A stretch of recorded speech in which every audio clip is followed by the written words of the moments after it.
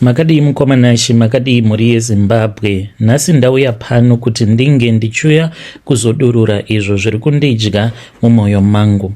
Ndinoda kuti munge muchinzwisisa chimwe chinhu. Kana zvikanzi munhu anenge ari muprofita, especially vana papa venyu ava vamunoona vakapfeka masutu anodhura, munobva mafungidzira kuti zvimwe kuda vanenge vari padhuzesa naMwari, ende vamwe vacho vanotoita sekunge vanonwa tii naMwari vari kuheaven. Ininiwo ndakaberekerwa mumhuri ine uroyi hunotyisa nekunyadzisa. Kana vari sagogo vangu vaitoganza, vaitotyiwa nemadzishe nemadzisabhuku nekuda kweuroyi hwavainge vainahwo. Vaiti kana vakataura vakati, iwe zuva harisi kuzonyura uchiri mupenyu, zvechokwadi waikwanisa kutofa, because vainge vari munhu mukuru mudunhu rekwandinobva, vainge vari muroyi mukuru chaizvo.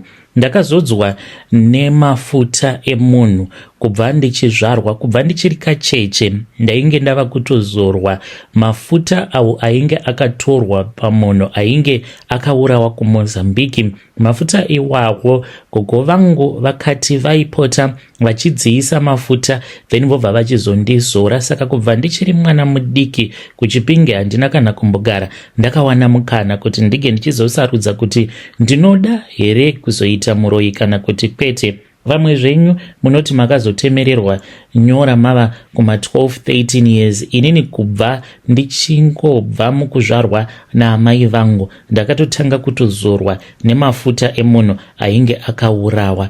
Ndakakura ndiri mazviri, ndainge nditori nyanzvi, kunyangwe pandainge ndichiri mwana mudiki ndainge ndiri nyanzvi mune zvekushandisa mishonga kugadzira vanhu, uye zvekare nekuisa nhova pamwana weumwe munhu kuti ange achizouya kuti ange achizorapirwa naamai. Amai vangu vainge vari nesi mukuru papari renyatwa, vainge vatori matron. Saka ndakazouya ndikazotanga kugara naamai vangu apo pandainge ndava ne10 years. Ndichigara naamai kudaro munharaunda matainge tichigara, amai vangu vaitozivikanwa kuti vanogona chaizvo kurapa zvirwere zvinenge zvichiafekta vana. Saka zvimwe zvacho taitozvikonzeresa. Taiti kana muraini, kana muine mwana anenge achiri mwana mudiki vezera rekukambaira kana kudzidzira kufamba, zvataita mukomanashe ndezvekudai, taitoendako kumba kwacho huri husiku, then tobva tanogadzira mwana kana kugadzira amai kuitira kuti vange vachizoburitsa mukaka unenge wakakora, nekuti mukaka wakakora ndiwo unokonzeresa urwere hwakasiyana siyana mumutumbi wemwana anenge achiri mwana mudiki. Saka taiti kana taita zvinhu zvakadaro, izvi zvaizotibatsira kana munhu akazouya kuna amai vangu vaizomuchaja mari yavanoona kuti inenge iri right, depending nekuti vanenge vari vanhu vanenge vaine mari yakawanda sei. Then taiti kana tadaro tobva tachizomurapa, kunenge kuri kuroyonora. Kune kurapa munhu nekuroyonora, zvekuti unenge wava kungobvisa uroyi hwahwakaisa maari munhu iyeye. Saka ndo zvatinge tichiita, ndo zvaitotiraramisa izvozvo. Amai vangu vainge vaine mari yakawanda, saka amai vangu vakazoshayikawo havo mushure mekunge vaita bheju neimwe n'anga. Hameno zvavakaita kubasa, umwe nesi akabva achizoenda kun'anga. N'anga iyoyo yakatouya pamba pedu masikati. Payakauya yakauya ichibhururuka ikataura naamai vangu ikati, ndinozviziva kuti kudzinza kwaunobva kune varoyi, but apa ndagara ndatoita mhiko dzeback to sender, and unozviziva kuti back to sender inonotsvaka muridzi kwainenge yatumwa. Saka ini handisi kuda kuti ndinge ndichizoita sekunge ndinoda kurwa newe kana iwe ozouya uchida kurwa uchipikisana nedare rangu. Ngatigare pasi tionesane kuti toita sei, nekuti ine mari yemunhu ndatotora. Izvi zvakaitika live. N'anga iyoyo haina kana kumbogara yamhara pasi, asi yainge iri mumhepo. Takatoiona ini naamai nemunin'ina wangu, because iyewo anoroya. Takatobuda panze, pakaita mhepo yakakurisa, ndokubva tatoona n'anga yacho yainge ichibhururuka iri mumhepo. Saka takabva kataurirana vakaratidzana masimba. Zvechokwadi ndakaona kuti amai vangu vainge vaine masimba.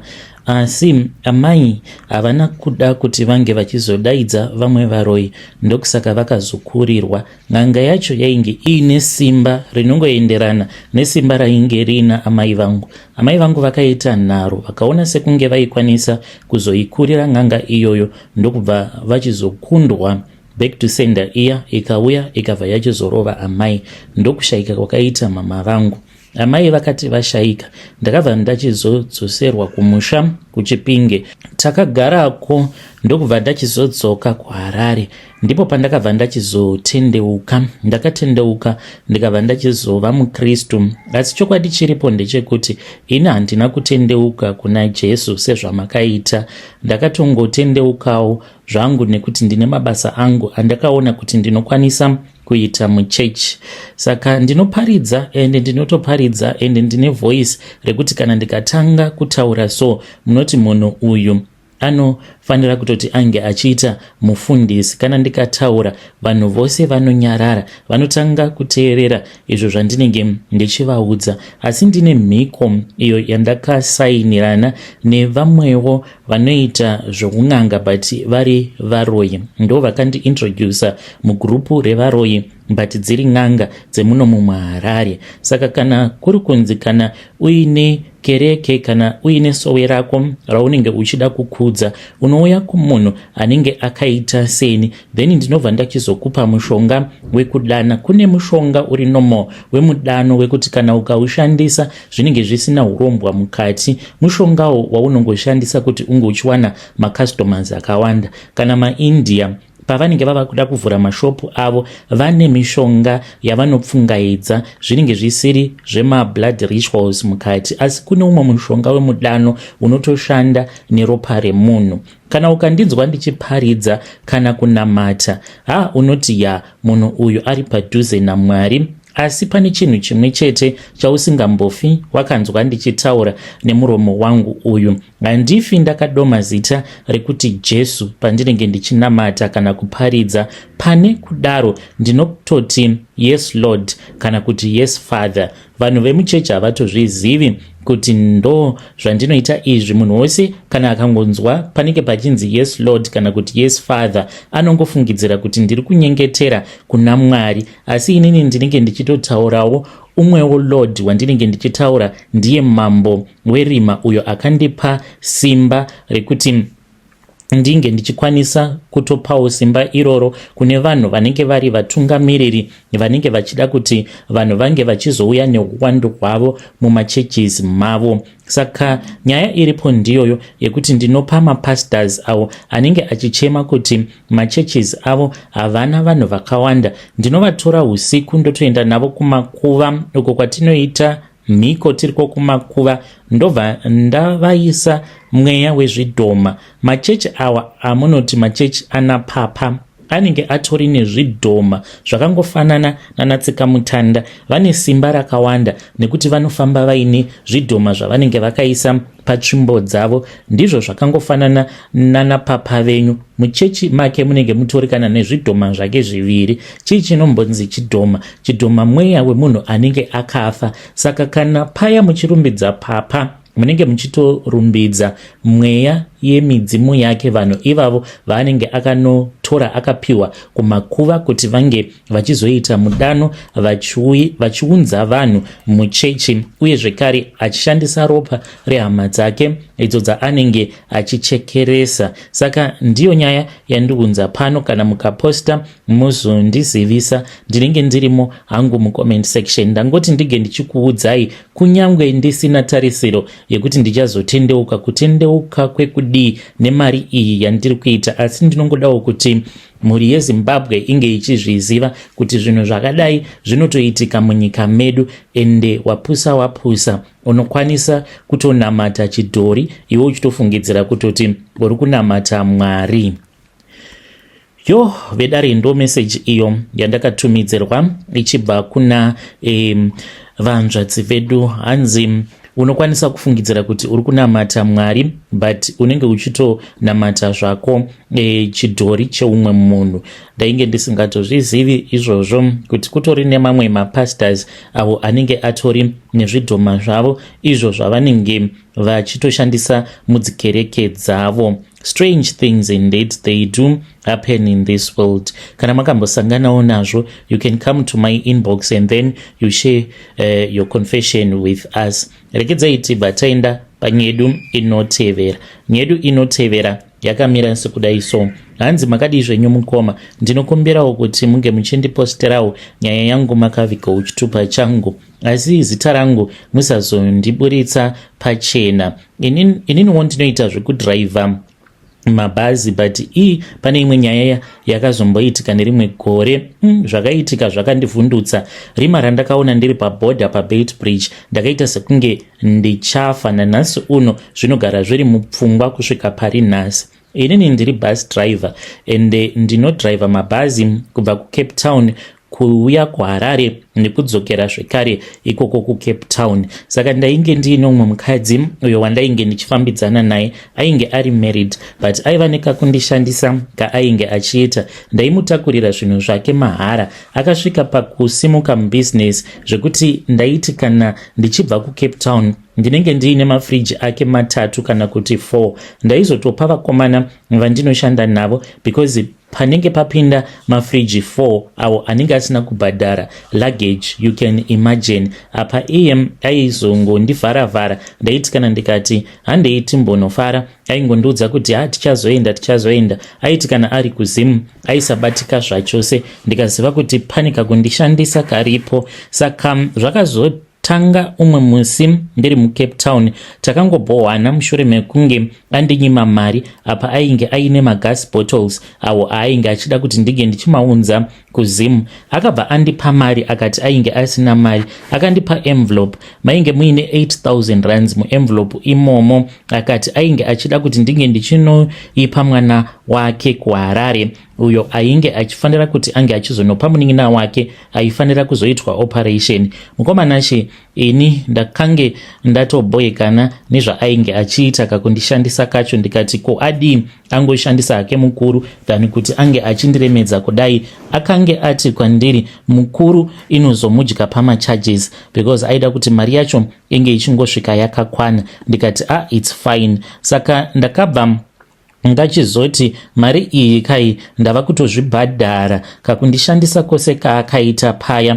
Ndakabva ndachizotora mari. Sindainge ndatobatwa nemweya wekuti neniwo ndinge ndichimbomudyawo nekumushandisa, ndichida kuti kana akazondibvunza ndobva ndamuudza kuti iwe shamwari wakadhakwa, remember kuti tava nenguva tichifambidzana. Apa unondishandisa ndisina kana senti randinowana, ndinozotoburitsa mari dzangu dzemupocket ndichipa vamwe vakomana vandinoshanda navo. Rudo rwakaita sei? Saka takasimuka nebhazi redu. Takati tichifamba mukoma ndaitoseka ndiri pasteering wheel ndichiti apa ndadya mari apa. Takasvika mubhodha around 2 am. Mukoma panguva yacho iyoyo takati tiri mubhodha ndopandakaburuka mubhazi ndichida kuenda kunogadzirisa mapapers. Pandakanga ndava kudzokera kubhazi ndipo pandakabva ndachizongoona rima. Ndakaona rima kumberi kwangu. Handizivi kuti ndikazvirondedzera sei, asi ndakaona sekunge painge paine munhu ainge akayanika gumbezi rainge riri reblack. Ndo rima randakaona riri kumberi kwangu. Pandakazocheuka ndakanzwa kuti kwainge kuine munhu ainge achinditevera. Ndichinocheuka ndakaona chinhu chainge chiri chidiki chakasviba kuita kunge rasha. Chainge chiine meso matsvuku chichita sekunge mumaziso macho mainge muchibaka moto. Chinhu ichi chainge chiri chitokoloshi. Chakabva chachizotanga kunditevera ende ndini ndega ndainge ndichichiona. Ndakasvika ndikanogara mubhazi ndikati chinhu ichi chiri kumboda chii? Ndipo pandakabva ndachizonzwa izwi rakazevezera kwandiri rakati kwandiri, iba mari iyoyo uone, tichasangana chete kumberi uko. Ndakadikitira zvisingaiti ndikaudza umwe wangu kuti ndainge ndisingachanzwi zvakanaka. Ndiye akazobata bhazi kubva muBaitbridge kunosvika muHarare, akarigarira bhazi. Ini ndainge ndichingobvunda nekutya. Ndakazoti ndasvitsa mari iyoyo ndipo pandakanzwa kuti ndainge ndava kutopindwa nezvimhepo. ndo zvandakasanganawo nazvo zvandisingafi. Ndakakanganwa kunyange zvikanzi ndadzokera kuchikoro ndikanzi nyora zuva rausingafi wakakanganwa. ndiro zuva racho iroro randisingafi ndakakanganwa. mukoma weNew Post muzondizivisawo. ndinochifarira sei chirongwa chenyu kana mubhazi? ndicho chandinenge ndichitoteerera pandinenge ndichidhiraivha ndichinzwa nyaya dzevanhu. yo vedare ndo meseji iyo yandakatumidzirwa ichibva kuna mukoma vedu. ngatitaurei navo mukoma vedu ava mucomment section. zvakangooma hazvo vedu we. Strange things indeed they do happen in this world. hanzi ndo zvavakasangana nazvo izvozvo pavakange vapiwa mari yekuti vange vachinoisiya kuZimbabwe nemunhu wavaifambidzana naye. yama1 regedzai tibva taenda panyedu inotevera. nyedu inotevera yakamira sekudai so. hanzi mukomana chimakadii zvenyu? Please post my story. makavigawo chitupa changu. ininiwo ndauya pano ndiine confession iyo yandiinayo. confession yangu yakamira sekudai so. ndinogarawo kunoku kuAmerica. ndatova nemakore akawanda ndiri kunoku, saka ndinoshanda basa as a firefighter. mukoma kwemakore 20 ndakakura ndisingazivi baba vangu. ndakarerwa naamai vangu kusvika vazofa. amai vangu vakauya neni ndichiri mwana mudiki kunoku, asi mushure memakore ose awa ndakazopedzisira ndawanawo baba vangu, ende vachiri vapenyu. ndakanzwa kuti variko kumusha kwamutoko uko, saka pakutanga mwoyo wangu wakafara. ndikati zviri nani, ndava kuda kuenda kunotsika pamusha pababa vangu ndiinewo vana vangu nemudzimai. mudzimai wangu iye ari kutofarawo ende ari kutotarisira kuti tinofanira kuti tinge tichizoenda kumusha tiri tose nevana tichinoonawo vedzinza rangu. but mukoma, even though madates atovapo, changosara ndechekuti tinge tichibhuka maflights muna April. ndipo patanga tiri kutarisira kuti paholiday yeEaster vanhuwo pavanenge vari pazororo, then we fly to Zim. but mahora manje akabva atanga kubva pandakawana contact yavo ndichitaura navo pafoni nevideo call. hope dzangu dzandinorota mukoma dzinotyisa. handisati ndakamboona mahora akadaro. ndiri kurarama ndichita sekunge ndiri muhora movie. amai vangu ivo vakashayika. mazuva ano vanouya kuhope kwangu mazuva ose. amai vanondishanyira pandinenge ndakarara, kunyange ndikanzi ndarara masikati. mai vangu vanobva vatouya muhope dzangu vachitondiudza dzimwe nyaya dzinotyisa. hope dzinouya kakawanda ndeidzi mukomanashi, even though dzichiuya nemascenarios akasiyana-siyana. ndinoona amai vangu vakamira muguva vachinongedzera kune rimwe guva, but guva iri rinenge ririko kumusha kwakavigwa dzimwe hama dzangu, dzimwe dzandisingatozivi. saka panenge paine guva idzva ravanenge vachindiratidza. guva iri rinenge riri idzva rinenge richangobva mukucherwa, saka vanondibata ruoko rwangu vobva vanditi huya uone. havatauri zvakawanda neni, vanobva vachizotanga kuchema vachidzungudza musoro wavo vachiti usaenda usasvikapo pamusha apa. saka ndakabva ndachizobata imwe n'anga kunoku kuAmerica, but is a spiritualist.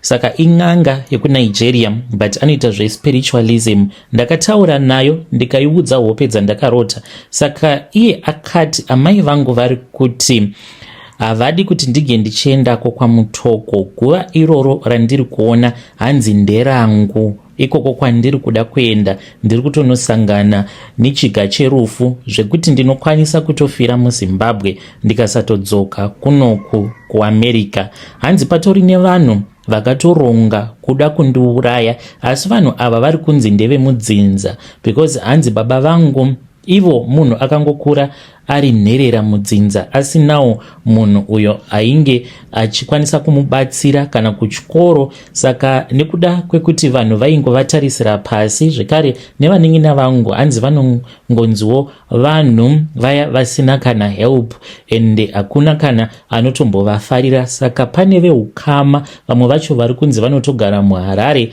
avo vari kutorwadziwa kuti ko nevha akazoita mwana akaenda kuAmerica ari kuuya kuzomuona, zvinoreva kuti upenyu hwake hwava kutochinja. Saka hanzi vanhu ava ivo vakatoronga kuti vange vachizondiuraya nekuti pavakangonzwa kuti ndiri kuAmerica vava kutozviudza kuti ndakapfuma, vari kutochera guva rangu nanhasi uno kuitira kuti kana ndikangotsika kwamutoko handizodzoki zvekare kuAmerica, ndichavigwa ikoko.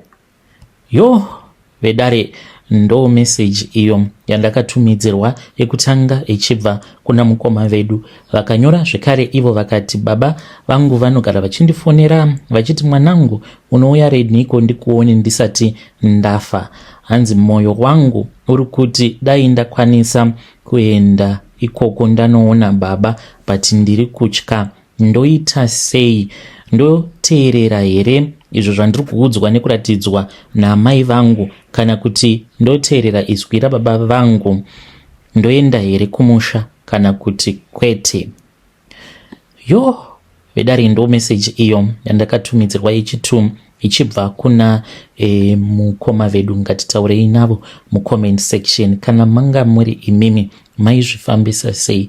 Ko hazviiti here kuti munge muchisangana na baba venyu wahama dzaamai, maybe mumbomira kuenda kwamutoko, mumbosangana kunenge kuri kuneutral venue, ameno kana zvichiita kuti muvagadzirirewo mapepa vouya kuzokuonai ikoko kwamuri kumiri kwemakungwa.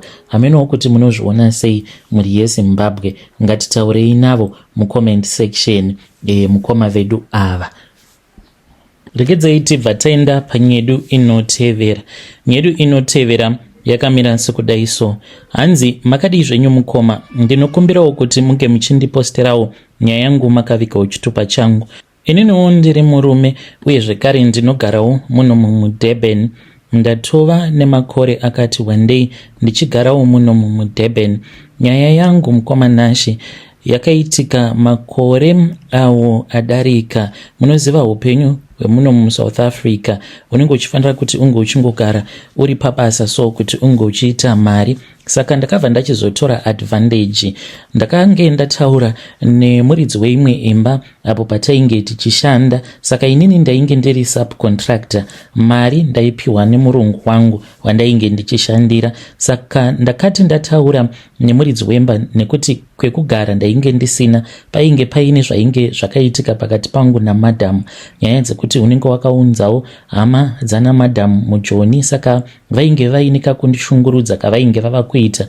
Ndainge ndava kuda kuti ndige ndichimbogara ndiri kwangu ndega. Saka madhamu vainge vanditorera kadhi zvekuti ndakashaya mari yekuti ndinge ndichitsvaka imba. Ndakataura nemurungu wataishandira, but munhu mutema atori nemateksi akawanda anobva muno muDurban achienda kuJoburg.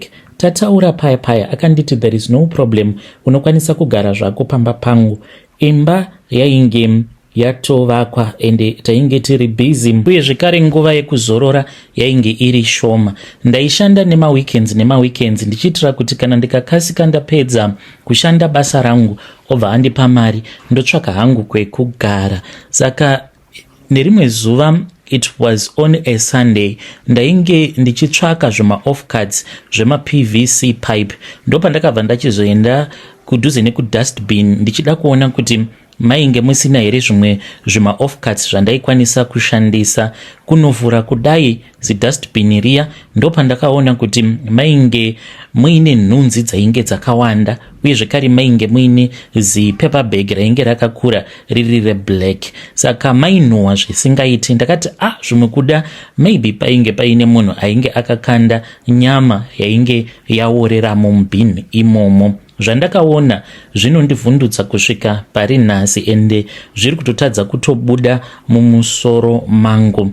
chakandivhundutsa ndechekuti pandakazotora chimuti ndichitanga kubaya-baya, ndakaanzwa kuti chinhu chainge chiri mupepabhegi chainge chakaomarara. Ndakatanga kuzvibvunza kuti chiiko chinoita kunge musoro. Ndaifungidzira kuti maybe musoro kana wenguruve kana musoro wembudzi. Ndikati but imbori mbudzi yakaita sei isina kana nyanga, kunovhura kudai, because zipepabhegi iroro rakabva rachizobvaruka. Mukoma ndakaona musoro wemunhu wandainge ndichitoziva. Munhu uyu aidhiraivhira mudhara iyeye makombi ake. Nyaya iyoyo handifi ndakaikanganwa. It was somewhere kumapast 3 muridzi wemba akazouya. Akati auya ndokubva atarisa akandidaidza. Ndakamhanya ndichienda ikoko kwaainge ari. Ndainge ndava kutotya kuti zvimwe guda achandirova nepfuti. Apa kuti ndinge ndichitiza ndainge ndisingakwanisi because mari yangu ndainge ndisati ndapiwa. Ndakaenda kwaainge ari, akandibvunza kuti ndainge ndambovhura here dustbin. Ndikamuudza kuti hongu. Akandibvunza kuti painge paine zvandainge ndaona here. Ndakangomuti ndangodzvanya-dzvanya, ndikanzwa sekunge mune chimwe chinhu, so chachita kunge musoro wembudzi. Akaseka akati aiwa, haisi mbudzi. Akabva achizoburitsa wallet yake ndokubva andiverengera 3,000 rands. Akandipa mari, akatoita yekuisa mumapockets ejaketi randainge ndakapfeka. Ndokubva anditi, usafa wakaudza kana munhu. Uri munhu anoshanda iwewe. Mari iyi ndeyekuti unge uchizochengetedza secret. Kana paine zvawaona mudustbin haufanire kuti unge uchizotaura. Hapana kana kuzombotora nguva pakabva pachizosvika imwe Mercedes Benz yainge iri Vito bus. Saka makaburuka vamwe varume vainge vari 3 vakangotaura naye kwenguva shoma. Ainge ari maZulu, asi umwe wacho ndakanzwa sekunge ainge ari muZimbabwean kana kuti mundevele nekuda kwechizulu chake chaainge achitaura. Vakasimudza dustbin riya ndokubva vachizoripinza mumotikari vakadhiraivha. Iye murungu ainge ari kumashure. Hameno kuti vakaenda kupi. Ndakasara ndikagara pasi ndikatanga kufunga about zvinhu zvandainge ndaona. Ndakashamisika mukomanashe kuti munhu angaisa musoro wemunhu akapondewa mudustbin. Ndokubva ndangorongedza twangu ndikabva ndatsvaka imba somewhere else. Handizivi kuti akazosara achinditsvaka here kana kuti kwete. Kana ari semafone numbers, ndakangochinja mafone numbers, sim card ndikarasa, nefoni yacho ndainge ndava kutotya kuishandisa. Ndakazotoitumidzira kumusha. Hameno kuti murungu uyo wandainge ndichishandira akazoti kudii, because ndakangosiya mari dzangu. Handina kana kuda kuzombodzironda ndichiri muno muDurban, but ndikafunga nezvazvo ndinonzwa kumerera nekutya nekuda kwezvandakaona. Yeive dare ndo message iyo yandakatumidzirwa ichibva kuna mukoma vedu. Ngatitaurei navo mukoma vedu ava mucomment section. Zvakangooma hazvo vedu we, hanzi ndo zvavakaonawo izvozvo. Muri safe here manje kuDurban ikoko, kana kuri kunzi munhu uyu achiri pakukutsvakai? What if anenge ari pakukutsvakai? Asi ngatitaurei navo mucomment section. Rekidzai tibva taenda panyedu inotevera. Nyedu inotevera yakamira sekudai so. Hanzi makadi zvenyu mukoma, please post my story makaviga uchitupa changu. Ininiwo ndiri mudzimai, basa rangu randinoita ndere kutengesa kuma avenues. Ndine night dress iro randinofanira kuti ndinge ndichipfeka, asi night dress iri handiri wachi. Ratova ne2 years kunhuhwa kwarinoita mukoma. Hamuna kana chamunoziva imi. Zvinhu zvandisingatoshuvirwo kuti ndinge ndichiita, but muZimbabwe hamuna mari. I am a single mother. Apa ndini futi breadwinner. Izvi zvandinoita izvi hakuna munhu anotombozviziva kuti ndiro basa randiri kuita rekutengesa muviri wangu. Ndakauya kuHarare kuzoshanda nemurume wangu, but takasvika pakupesana nekuda kwekushayika kwemari mumba. Kana mumba musina mari, zvinhu kana zvikaoma, kunetsana kwenyu kunenge kwakanyanyisa. Taigara tichingonetsana kudzamara iye azotora umwe mukadzi. Ndikati ina handingagare panhu pakadai. Ndokubva ndachizosimuka ndikabva ndikatanga kugara neimwe friend yangu. Handina kunge ndakaziva kuti shamwari yangu iye ainge achitoita basa rekutengesa muviri wake. Ndokubva ndachizojoina ndikatanga kuitawo zvekutengesa muviri wangu. Ndo basa randiri kuita kusvika pari nhasi. When you post my story muzondisivisa, ndinenge ndiri mucomment section. Yo vedare ndo message iyo yandakatumidzirwa ichibva kuna vahanzvadzi vedu. Zvakangooma hazvo veduwe, hanzi kubva zvavakaita izvozvo zvekurombera kuenda kutouchline, night dress iroro ndo ravanorara vakapfeka, kana vari pamba vanoswera vakaripfeka. Apa hanzi rava kunhuhwa zvisingaiti, apa rifanire kuti ringe richiwachwa. Zvakangooma hazvo veduwe. Ngatitaurei navo mucomment section vedare. Ndichadzoka zvekare neimwe episode. Make sure that you keep on checking munge muchizoona episode iyoyo nekuteerera muri kumabasa kwamunenge muri.